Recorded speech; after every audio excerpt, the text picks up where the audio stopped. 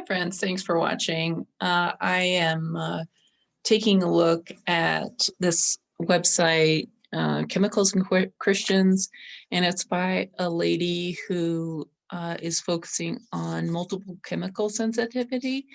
And so apparently last year she wrote about the link between chemicals.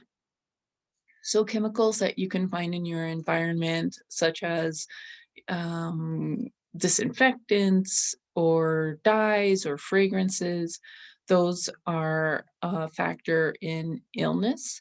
And recently, or maybe a couple months ago, Mike Adams was saying how he had quarantined at home since 2019, and then when he went to Oklahoma, he got sick. And I did a video about, well, and he said he got coronavirus. And I posted a video saying, well, it could have been from chemicals cleaners used in the hotel he stayed at, or chemicals used in the facility at the place in Oklahoma. And it could have been electromagnetic frequencies. It could have been some other bug, because again, 62 countries and organizations have failed to produce the coronavirus. And I stopped listening to Mike Adams after he kept on pushing that this infection was real. So anyways, here's an article that this woman who is working with multiple chemical sensitivity wrote about, and I just stumbled upon this, and so I'm just doing this video now. But so there's things called the forever chemicals because they're persistence. So they're called PFCs, PFAS, and so there's a movie called Dark Waters that go into more detail about this, and they can make this infection, which has not been identified. The CDC has not identified this infection. Other countries have not identified this infection. Other, businesses like medical facilities have not identified this infection. So people are getting something, but it has not been proven to be something called coronavirus. And I also just feel implied and compelled to say, so coronavirus is of the family of the common cold. And what have we always been told all of our life about a cure for the common cold? We're told there is no cure for the common cold. And if we look into history, people would get sick with solar flare activity.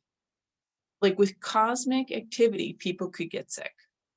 With the phases of the moon, the full moon, the new moon, people have issues. People have psychiatric issues. People have health issues, and then adding electromagnetics. With each iteration of technology, people got sick. And when Wuhan, China, installed 5G, and they had 5G at every 10 feet because they were doing facial recognition. So they had the largest rollout of 5G. And then people started passing out.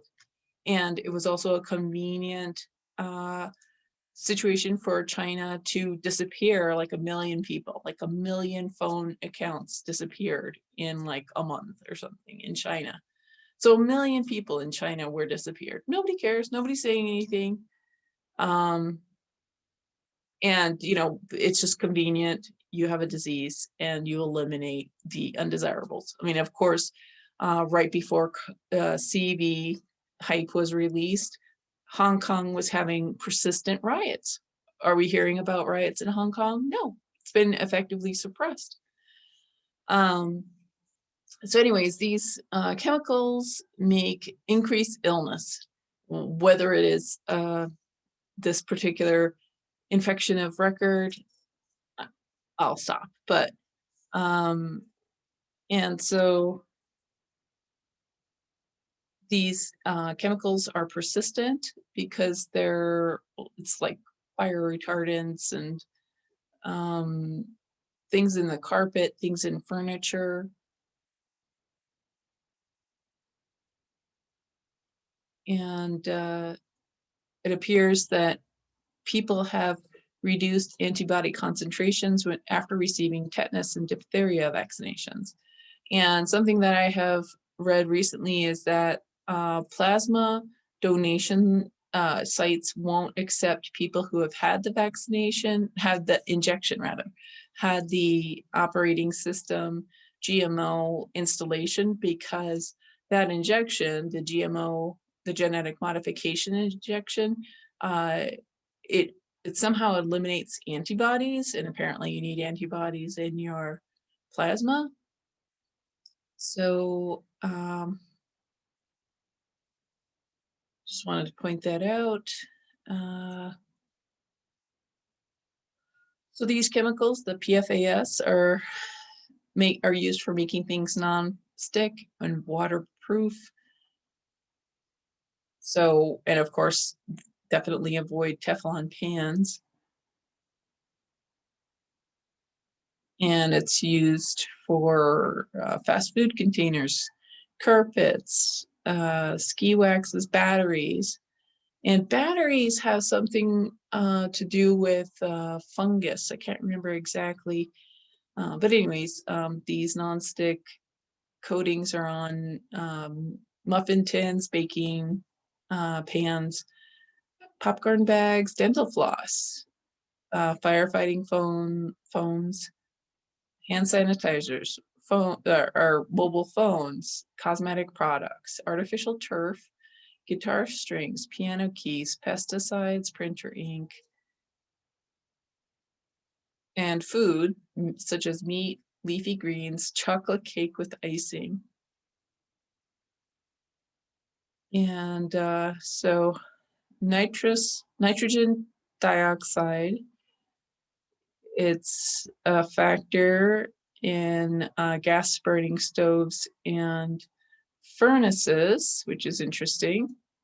Um, then disinfectants, she goes into disinfectants. And so studies show that surfaces are not a vector for this so-called infection. And the analogy is, cleaning surfaces when you're trying to avoid cigarette smoke.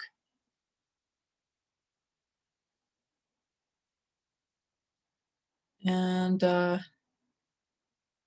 so apparently people who have had whatever this is are developing fragrance allergies.